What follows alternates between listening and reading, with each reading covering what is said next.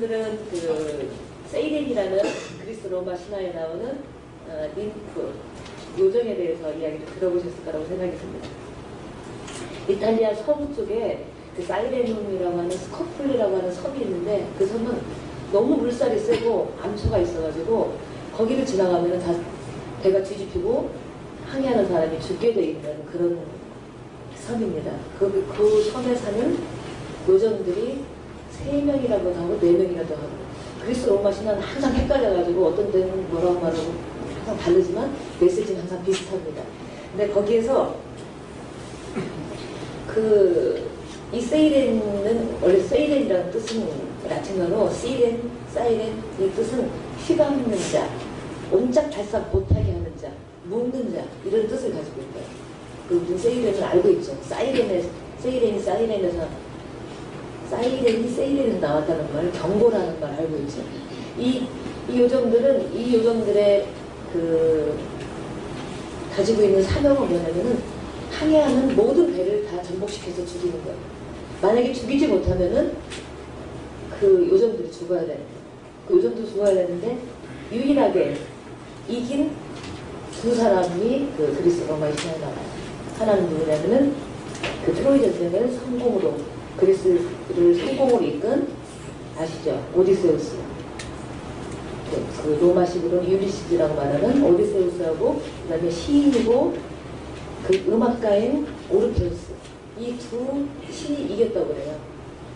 맨 처음에는 오디세우스는 이제 트로이 전쟁을 이기고 귀향을 해야 되는데 뭐 누군가를 굉장히 신화가 길기 때문에 누구를 죽여가지고 굉장히 체류를 길게 하는 동안인데 가려고 하는데 그 동안에 누구를 만나냐면 마녀 키르케를 만나요. 키르케를 만나가지고 키르케 이제 1년 동안 살다가 다시 이제 고향으로 귀향을 하려고 하는데 이 키르케가 무슨 이야기를 하냐면은 네가 귀향을 하는 동안에 그 섬을 지나가는데 그 섬에 지나가면은 너무너무 아름다운 그 새이면서 인간의 그런 요정들이 있는데 그 요정이 너무 노래를 잘하기 때문에 거기를 그냥 지나가는 사람은 여태 한 사람도 없었다. 이렇게 말하는 거야. 그런데 내가 너한테 나하고 1년을 사라졌기 때문에 하나의 그 팁을 준다면은 뭐냐면은 밀랍을 녹여가지고 소놈들의 귀를 막으라고 했어요. 그래서 이 오디세우스는 그 밀랍을 말랑말 녹여가지고 귀를 다 막았어.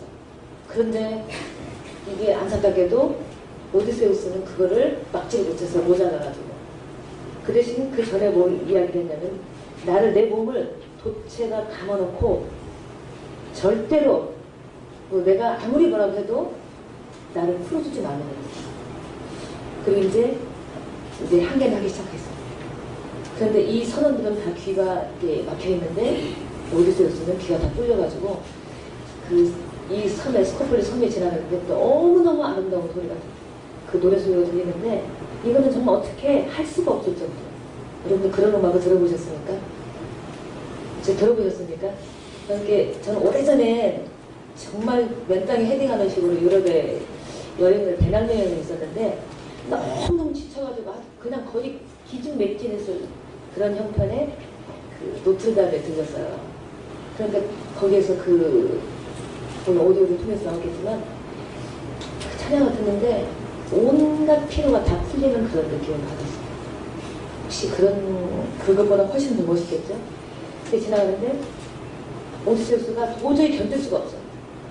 그 선원들한테 말했어. 나를 제발 풀어줘라. 그런데 풀어줬을까요? 왜요? 아무도 안 들려요. 귀를 막아가지고 들리지가 않아가지고 그래서 그냥 그걸 통과했다. 그런데 여기를 통과하게 되면 문제는 통과하게 되면은 이 세이렌은 자살을 해야 돼요. 그런데 아무튼 그러니까 웃기는 그 신화라는 게 참 여러 가지 이야기가 나오는데 그 오르페우스도 마찬가지예요. 황금 양털을 구하기 위해서 항해를 하는데 이 오르페우스는 음악가예요. 음악가이기 때문에 너무 그 소리에 반해가지고 이건 넘어가게 생겼는데 이러면 안 되겠다. 이거 자기가 노래를 합니다. 자기가 연주를 하고 노래를 합니다. 자기 연주가 너무 좋아. 그 소리 때문에 거기가 죽고 이러면서 결국은 폭발했다. 그래서 그 사이렌들이 다 죽었다는 이야기가 있어요. 오늘 그 이야기가 굉장히 중요한 이야기예요. 여러분들 혹시 스타벅스 자주 가시죠? 스타벅스에 가면은 로고가 있어요. 로고 기억나십니까? 그게 세이렌이거든요. 그 창업자가 여기 스타벅스에 들리면은 절대로 다시 나가서 계속 스타벅스만 찾아올 수 있도록 여러분들 혹시 거기에 빠져들었으니까 그렇게 거기에 빠져들 수 있도록 그런 의미를 담아서 세이렌 로고를 그 스타벅스의 로고로 했거든요. 우리 인생이 도대체 무엇인가? 저는 인생을 한마디로 요약하면 하나님께로 가는 길이라고 생각해요. 하나님께로 가는 길. 그거를 성경적으로 보면 가나안으로 가는 길이에요. 우리는 그 하나님께로 가는 길인데 하나님이라는 목표가 분명히, 목적지가 분명히 있어요. 그래서 우리는 그 길 위해서 계속 하나님을 찾아서 계속 가는 거예요. 과연 우리의 길은 도대체 그 목적지가 무엇인데 우리는 끊임없이 가야 돼요. 쉬지 않고 가야 돼요. 쉬면은 안 돼요. 쉬면은 죽음이에요. 근데 그것은 어떤 것이냐면 하나님의 품이에요. 하나님한테 간다는 건 하나님의 품속으로 들어가는 거예요. 우리가 어디에서 나오느냐면 하나님의 품에서 나왔어요. 하나님의 품에서 나와서 하나님께로 돌아가는 게 우리 인생이거든요. 그 하나님의 품이라는 것은 진짜 하나님의 법이 살아 숨쉬는 곳이에요. 정말 팔딱팔딱 모든 법이 지금 우리 세상에는 하나님의 법이 별로 움직이지 않아요. 사람의 법, 정치의 법 이런 법들이 우리의 일상을, 우리의 인생을 다 좌우하는데 그 우리가 가야 되는 하나님의 품은 하나님의 법이 그대로 살아 숨쉬는 것입니다. 그리고 그것은 샬롬 공동체라고 말할 수 있고 이런 샬롬 공동체를 우리가 향해서 가기 위해서는 우리 연습을 해야 돼요. 길에서 연습을 계속 해야 되는데 그 연습하는 그거를 보면은 우리의 제일 중요한 게 저는 기독교에서 가장 중요한 게 뭔가 생각하면은 철학이고 가치관입니다. 우리가 기독교인으로서 철학을 가지고 있는가? 무슨 철학을 가지고 있는가? 그 철학이 위해서 우리는 움직여요. 철학이 없으면 끊임없이 힘들어요. 누가 말하면 굉장히 감동적으로 막 그쪽에 확 휩쓸리기도 하고 뭐 내가 좋아하는 사람이 말하면 그걸 휩쓸리기도 하는 게 우리 인간이에요. 그러나 끊임없이 다시 돌아와서 봐야 될 그 지켜야 될 철학은 하나님이 말씀하시는 성경에 나오는 강한 메시지입니다. 출애굽기의 상징적인 의미는 하나님께로 가는 히브리들의 신앙 여정입니다. 히브리들, 여러분 히브리들은 뭐 이브리트에서 나오고 뭐 합비로라고 하고 히브리라고 하고 그러는데 그 사람들은 이주민들이에요. 불법 체류자들이에요. 그만들을 통칭해서 히브리라고 말하는데 그 히브리들의 신앙 여정입니다. 특히 그 히브리들 중에서도 우리가 알고 있는 이스라엘의 조상들, 그 사람들의 신앙 여정입니다. 그럼 우리도 역시 히브리들처럼 계속 가나안을 찾아 나서야 되는가? 우리는 이미 가나안에 이스라엘은 정착이 되어 있고 지금 2000년대를 살고 있는데 우리도 계속 가야 돼요. 요즘 세상에서 가장 요즘 현대에서 가장 지성이라고 하는 자크 아탈리라고 하는 그런 학자가 있는데 혹시 여러분들 가서 보시면 굉장히 어려운 책인데 여기서 그거를 이렇게 쉽게 말하기는 참 어려워요.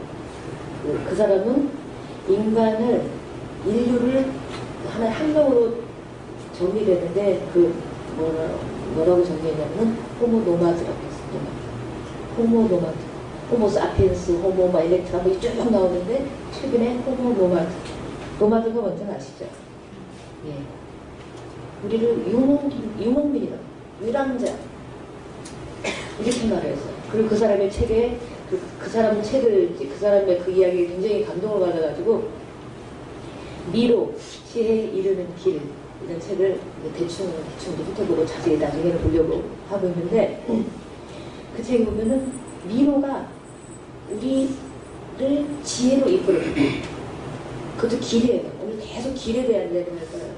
아까 그 세이린 그 항해하는 길에서 그 성공해서 결국은 귀향을 하게 되는 오디세우스나 우리 교수 이야기를 한 것처럼 이 사람은 우리는 미로 속을 헤매고 있다. 미로라는 것은 정체하지. 미로의 특징은 뭐냐면 이동이더라고요. 이동. 가만히 있을 수는 없어요. 어디든지 꺾여야 돼요. 어떤 길을 선택을 해야 돼요. 계속 선택을 해야 되는 그런 그 상황에 우리는 항상 있어야 된다는 그런 얘기를 하고 싶고, 우리는 왜 끊임없이 유랑을 해야 되는가? 우리 이만큼이면 되고 우리는 안주해야 되는데 왜 끊임없이 유랑을 해야 되는가? 근데 우리는 완전하지 못해요. 하나님 앞에 완전하지 못해요. 그래서 끊임없이 그리스도의 장성한 분량에 이르기까지 끊임없이 우리는 미로 속을 헤매면서 출구를 찾아나가야 돼요. 또 만약에 어떤 출구를 찾아나가면 또 다른 미로에 가, 또 다른 출구를 또 찾고 계속 어려운 출구를 찾게 되는 것입니다. 그럼 혹시 모세골 가보신 분 계십니까? 모세골에 가보면 이명수 목사님이 하시는 그 여성 공동체 그 모세골이 있어요. 거기 가면은 거기를 한 몇 번 가봤었는데 거기 묵상 동산이 있어요. 그 묵상 동산이 있는데 거기는 프랑스 어떤 그 성당 앞에 있는 그 정원을 그대로 본따 샜다고 그러는데요. 엄청 미로 끝도 없이 이어지는 미로예요. 맨 처음에는 너무 호기심에서 거기를 한번 도대체 내가 어떻게 해서 가운데로 들어갈까 하면서 갔는데 나중에는 정말 생각하게 됐어요. 근데 그거는 묵상의 동산이기 때문에 내가 도대체 지금 서 있는 위치가 어디 있고 나는 어디를 향해서 가고 있고 나는 지금 내가 제대로 길을 잘 꺾어서 가고 있나 이런 걸 생각하게 됐어요. 그리고 마지막에 갔는데 커다란 원 안에 뭐가 써있냐면은 내가 곧 길이요 진리요 이렇게 써있습니다. 우리는 예수님이 길이고 예수님이 진리이기 때문에 그곳을 향해서 끊임없이 가고 있다는 생각을 해보게 됐습니다. 오늘 성경 말씀이 굉장히 길어요. 근데 길었는데 이제 목사님한테 잘렸어요. 제가 길이가 너무 길다고 1장 10절에서 2장 10절입니다. 그 이야기 속에서 도대체 이 사람들이 그 미로 속에서 어떻게 빠져나오는지 그거를 좀 짚어가고 싶습니다. 그 맨 처음에 중요한 거는 이 사람들이 맨 처음에 내가 어떤 위치에 있는지를 자각을 하게 돼요. 그 자각을 하게 되는 때가 어떤 거냐면은 역사에 관심이 많으신 분들은 알겠지만 그 요셉이 이집트에 가서 살게 됐더니 힉소스 시대라고 힉소스 왕조 시대에 갔거든요. 그때 힉소스라는 뜻은 뭐냐면은 이방인 통치자예요. 외국인 통치자. 그 엄청난 이집트가 잠깐 이방인들에게 점령당했어요. 근데 그 사람들이 누구냐면은 셈족, 가나안 족속들이에요. 그렇기 때문에 요셉이 거기에 가서 고위 관리직도 충분히 할 수 있었던 그런 시대적인 배경이 있습니다. 그때 요셉으로 인해서 엄청난 나라가 부강하게 되고 훈련도 잘 지나게 하고 이런 사연들이 있죠. 그러면서 땅도 많이 사들이고 그래서 영토도 더 넓어지고 엄청나게 이집트가 더 부강해지는 그런 나라가 됐었어요. 그런데 그래서 요셉의 가족들의 자손들에게 고센이라고 하는 아주 비옥한 땅을 선물로 주기도 하고 그런데 이런 상황들을 다 잊어버리는 새로운 왕조가 등극을 하는 거예요. 그때 당시 중요한 거 뭐냐면은 자각을 했다고 그랬는데 이 이스라엘 사람들은 히브리들은 맨 처음에 그래 우리 빨리 가나안으로 가야 돼. 가나안으로 가야 되는데 지금 너무 행복한 거예요. 맨날 유랑하다가 지금 사는 너무 행복한 거예요. 내가 또 춥고 메마르고 팍팍하고 그런 곳으로 다시 가야 되나? 그런 생각 때문에 그래 좀 이따 가야지. 이렇게 계속 미루고 안주하고 타협하고 하다가 결국 430년이 지났어요. 430년이 지났는데 얼마나 많이 그러면서 시민권을 살려고 요즘 말로 시민권을 살려고도 하고 그런데 이 새로운 왕조는 이 히브리들이 굉장히 큰 민족을 이룰 만큼 큰 세력이 되기 때문에 굉장히 위협을 느꼈어요. 위협을 느껴가지고 이제 갈등하고 밥 먹으라고 이렇게 하는 상황에 이르렀어요. 그래서 이 사람들을 어떻게 하면 좋겠나 싶어가지고 제일 중요한 거는 제가 이제 보니까 이게 보니까 인구 억제 정책이더라고요. 너무 불안한 거예요. 이 사람들이 만약에 데모를 하면 어떻게 될까? 왕조는 무너져버립니다. 이 사람들이 정말 서로 힘을 합해가지고 서로 히브리들끼리 뭉쳐가지고 우리 이집트를 또 망하게 만들면 어떨까? 그런 것에서부터 시작해가지고 우리의 먹을 것을 저 사람들하고 나눠 먹는 것 자체가 굉장히 힘들어요. 서로 가난하기도 하고 옛날에 뭐 얼마나 풍족했겠습니까? 왕족이 아니다는 그런 식으로 계속 그 갈등과 반목이 계속되면서 이제 인구 정책을 쓰게 되는데 인구 정책에서는 무슨 인구 정책을 쓰느냐면 맨 처음에 비돔과 람세 이런 그 고센지역에다가 성지 순례해 보신 분들은 아마 거기를 가보셨을 거예요. 거기다가 새로운 왕조는요, 새로운 왕조의 정통성을 갖기 위해서 뭔가 건물을 짓고 뭔가를 업적을 남기기 위해서 굉장히 노력을 해요. 그래서 거기서 그 창고도 짓고, 창고보다 더 중요한 건 성경에는 창고 그런 걸 이야기 나오지만 사실은 궁정과 수로와 이런 분도 살기 좋은 그런 도시를 건설하기 위해서 그런 일들을 시키는데 이집트 사람들은 이집트 사람들은 좀 비교적 쉬운 일을 시키고 이 히브리들한테는 강제 노역을 시키는 거예요. 이 강제 노역을 하면서 이 사람들은 자랑을 하게 되는 거예요. 우리가 왜 여기 있어야 되나? 왜 여기 있어야 되나? 우리가 하나님이 우리를 불러주시고 가나안으로 이끌어주신다고 그랬는데 왜 우리가 여기 앉아있었을까? 그리고 이 사람들은 BC 2000년 전에 피라미드가 엄청난 피라미드를 건축하는데 이집트가 굉장히 열을 올렸는데 이제 피라미드도 한번 갔어요. 다른 일들을 자꾸 하는 거예요. 그런데 이 피라미드가 상징하는 게 그 높은 사람과 밑에 사람이 적고 많아지고 이런 것들 아주 위계 질서가 분명해지는 게 피라미드예요. 그것도 하나의 상징의 이미지인데 그런 사회에서 이런 사회가 우리가 꿈꾸는 사회가 아니다.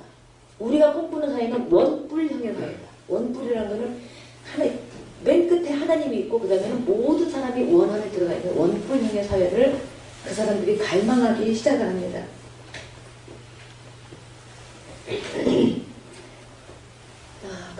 그럼에도 불구하고 히브리 사람들은 더욱 강성해져가고 자녀들은 더 많이 자랍니다. 그래서 두 번째로 실시한 게 뭐냐면은 시브라와 부하라는 산파를 불러가지고 아이를 죽이라고 그래요. 그런데 민족을 이룰 만큼 큰 나라에서 부하와 시브라 두 사람밖에 없었을까요? 천만의 말씀. 아마 공동체의 대표였을 거예요. 부하와 시브라는 그 사람들은 끊임없이 회의하고 어떻게 해야 될 것인지 많이 고민하고 기도하고 그리고는 결정을 내렸어요. 누구의 법을 따르겠냐면은 하나님의 법을 따라야 되겠다 생각하는 거예요. 이 바로의 법은 실적법이에요. 우리나라에서 지금 대통령이 이 정부에서 내리는 법하고 똑같은 거예요. 그런데 그 법을 지키지 않았어요. 그리고 다 살려놨어요. 그리고 잡혀갔어요. 그리고 바로가 물었어요. 왜 내가 시키는 일을 하지 않았느냐. 그때 그들은 말했어요. 히브리 사람들은 대단히 희한한 사람입니다. 그리고 굉장히 건강한 사람입니다. 우리가 애를 받으러 가는 도중에 이미 그들은 애를 낳았다. 이게 사람들은 지혜 문학의 효시라고 이야기를 하잖아. 하나님을 경외하는 것이 지혜의 근본이라고 하는 이것을 부하와 시브라가 맨 처음에 행했는데 이게 지혜 문학의 효시라고 이야기를 하는 신학자들이 있습니다. 이렇게 하면서 이 사람들은 여기서 참 은혜를 받았던 내용은 이 사람들은 하늘을 정말 두려워하는구나. 우리나라 말에도 하늘 무서운 줄 알아라. 또 다른 말이 있으니까 하늘이 굽어본다. 그런데 우리 하늘 안 무서워해요. 왜냐하면 하나님은 너무 멀리 계세요. 하나님이 제깍제깍 혼내고 제깍제깍 벌 주면은 우리가 이렇게 안 살 텐데 하나님은 너무 멀리 계세요. 어쩌다 한 번씩 기도해서 주일날 한 번씩 설교 말씀 속에서 하나님을 생각할 수 있어요. 그냥 입버릇처럼 주여 주여 하지만 사실은 과연 우리가 얼마나 하나님 법처럼 하나님을 더 중요시하고 사는지 그걸 한번 생각해 볼 필요가 있다고 생각합니다.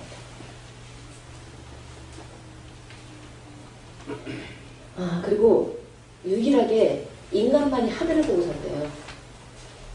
그런데 누가 그러더라고, 하늘을 보면 아니요, 닭도 하늘을 봐요. 새도 하늘을 봐요. 근데 걔네들은 물을 먹고 봐요. 물이 넘어가라고.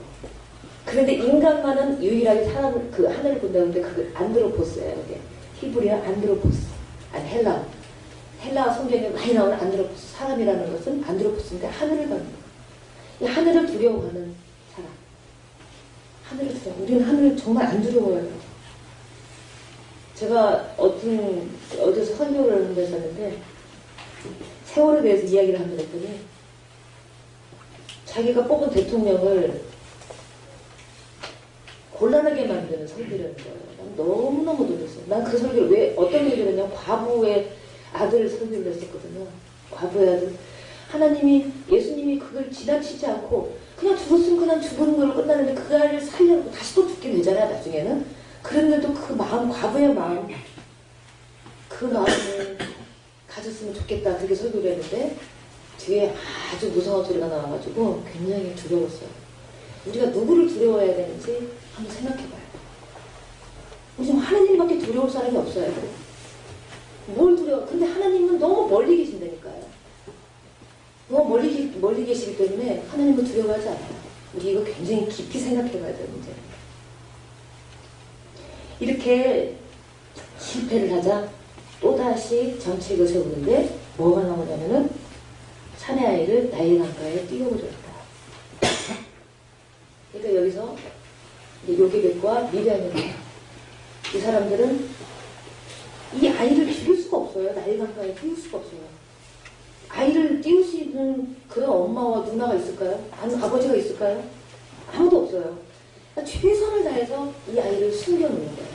숨겨놓고 나중에는 이제 도저히 감출 수가 없는 극한 상황에 달했을 때 그때는 자기 마음을 내려놔라. 이제는 내가 할 일은 다 했으니까 이제는 하나님이 하세요. 이제 그 우리가 해야 될 일이 하나님과 나의 구분하는 거. 나의 최선을 다하고 나의 최선, 진짜 이제는 걸리기 일보 직전까지 오는 그 최선을 다하고 나서 하나님의 은혜를 강구할 때 구원의 역사가 일어납니다. 그래서 이 요게벳과 미리암은 갈대 상자를 만들어가지고 그것도 이렇게 강가에 던지는데 그 나일강이 얼마나 물살이 세겠어요. 가운데 던지면 그냥 다 뒤집어져가지고 그냥 죽습니다. 그래서 갈대 숲에다가 걸려서 계속 걸려가지고 자꾸 안 뒤집히게 계속 갈대 숲에다가 걸리도록 이렇게 장치를 하면서 그렇게 내보냈어요. 이게 우리가 하나님의 일과 우리의 일을 구분하는 거예요. 하나님의 일과 우리의 일. 우리의 일은 하나님 앞에서 생명을 지키는 데 최선을 다하는 일이에요. 그러고 나서 이제는 도저히 안 될 때, 내 힘으로는 불가항력일 때 이제 하나님한테 맡기는 것이 우리가 요게벳과 미디안에게서 배우는 이야기입니다. 그 다음에 이 배는 흘러서 어디로 갔느냐면은 어디로 갔을까요? 바로의 공주한테 갔어요. 바로의 공주는 그 바로 왕이 곧 법이라고 하는 진짜 바로 왕이 말하면 그냥 법이에요. 거기에 공주가 이 아이를 봤는데 갈대 상자 배우니까 아이가 울고 있었어요. 울고 있었는데 얼마나 아이가 사랑스러워 보이겠어요. 엄마의 마음, 이 모종 누가 줬을까요? 하나님께서요? 대답을 빨리 말씀하시네. 어떤 사람은 본능이라고도 하고 어떤 사람은 학습이라고도 하고 심리학에서는 이렇게 말해요. 뇌의 유전이라고 그래요. 끊임없이 뇌의 유전이래요. 우리가 가지고 있는 많은 성품들이 뇌의 유전이거든요. 계속. 그래서 하는데 그런데 저는 중요한 한번 짚고 나면 하나님이 우리 영혼 깊숙이 그 마음을 하나님의 성품으로 꼭 심어놨어요. 누구에게나. 난 여자뿐만이 아니에요. 생명을 사랑하는 마음, 어머니의 마음, 아버지의 마음, 그게 하나님의 마음이거든요. 그 마음을 심어놨는데 그 마음을 거역하지 않고 하나님을 거역하지 않고 바로의 공주는 비록 다른 나라의 그 이스라엘하고는 반대 입장에 서 있는 나라의 공주이지만 아이를 살려냅니다. 25분만 설교를 해가지고 지금 어떻게 해야 되는지 이제 마무리를 해보겠습니다. 우리는 지금 어떻게 미로를 빠져나갈 것인가, 어떻게 우리는 미로에서 출구를 찾을 것인가. 미로는요, 아까도 이야기했지만 미로는 끊임없이 움직여야 돼요. 움직이지 않으면 안 돼요. 움직이지 않으면 안 되는데 맨 처음에 중요한 게 자각을 해야 돼요. awakeness, 깨어나는 거예요. 근데 이상하게 우리는 그 깨어나는 것을 우리 보통 사람들은 참 유치해서 고통을 받아야만이 깨어나요. 그러잖아요. 어떤 집사님 한 분이, 제가 아는 집사님 한 분이 그런 이야기 하더라고요. 목사님, 저는요 요즘 기도를 할 게 없어요. 하나님한테 잘 의지가 안 돼요. 그래서 왜 그러냐고. 옛날에는 막 가난하고 그럴 때는 정말 기도를 했대요. 근데 지금은 뭐 어디에 저기 도곡동에 있는 타운필리스도 하나 갖고 있고 다른 건물도 갖고 있고, 이제 그런 말은 안 해요 그분이. 근데 제가 해석하는 거예요. 지금 기도할 게 없대요. 하나님한테 기도가 안 된대요. 너무 정직하신 분이죠 그분이. 그런 거 나 같으면 숨길 거예요 아마. 그런데 그분은 그런 이야기를 하더라고요. 목사님, 기도가 안 돼요. 옛날에 어렸을 때 자꾸 무릎 꿇고 기도를 했는데 기도가 안 돼요.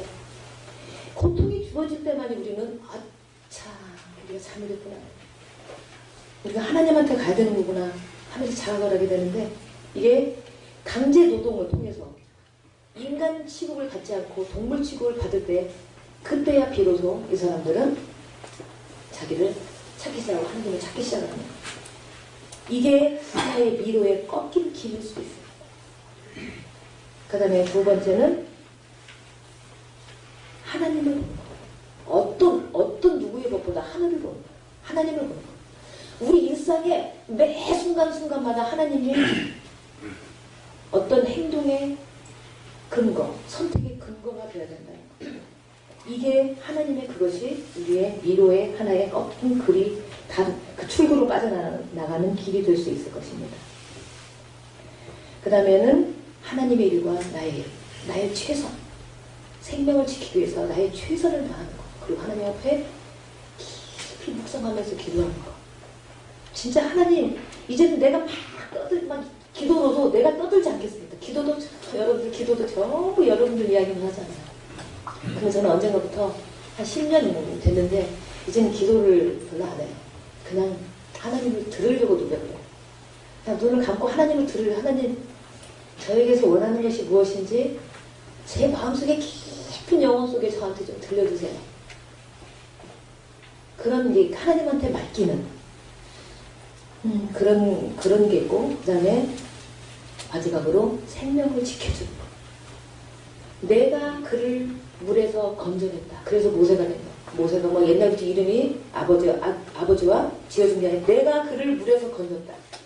바로의 공주가 내가 그를 물에서 건졌다 해가지고 이름을 모세라고 지었거든요. 그 모세, 그 생명을 지키는 것. 저는 그 생명을 지키는 것이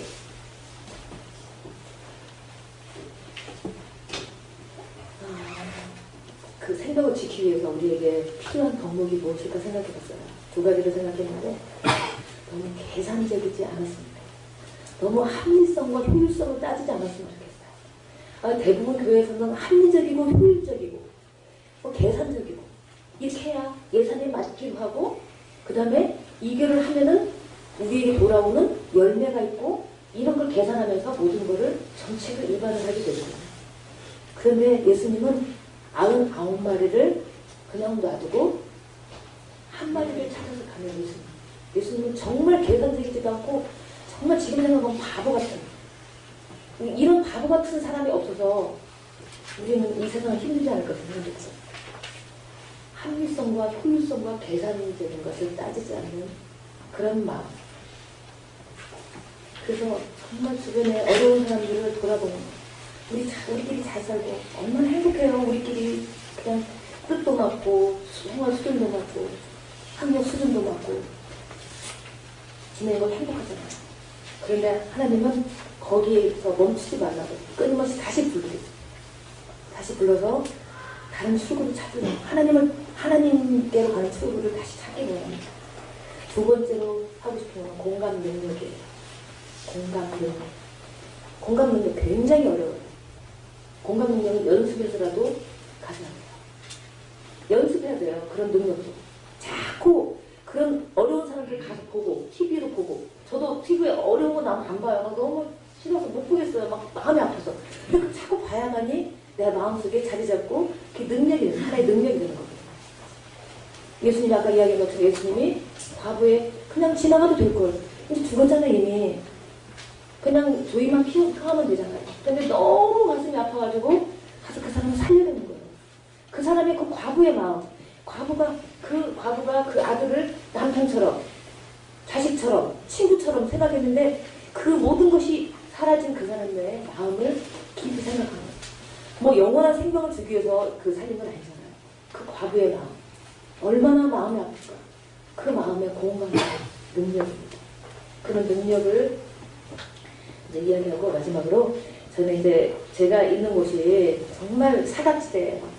그런데 다행히도 우리 이 학교에서는 몇 년 전부터 우리와 함께 해주시고 참 학생들이 좋아해요. 끝나고 나서는 선생님들이 준비를 잘해오시고 있어요. 그러는데 그 사각지대에 있는 아이들을 우리가 어떻게 해야 되느냐면은 먼저 찾아가야 돼요. 그게 생명을 지키는 일이에요. 그게 우리가 하나님의 출구로 나가는 길이에요. 미로에서 빠져나가는 길이에요. 그리고 그들의 길벗이 되어줍니다. 그들과 함께 그들의 길벗이 되어주는 거예요.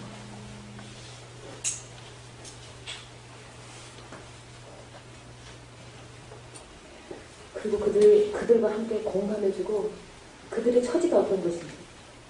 저는 매번 설교를 하면서도 도대체 내가 얘들한테 뭘 이야기하는 건지, 이 말이 들리기는 하는 건지, 열매는 과연 있는 건지, 그런 생각 때문에 1년에도 몇 번씩을 그냥 그만두고 싶다는 생각이 들어요.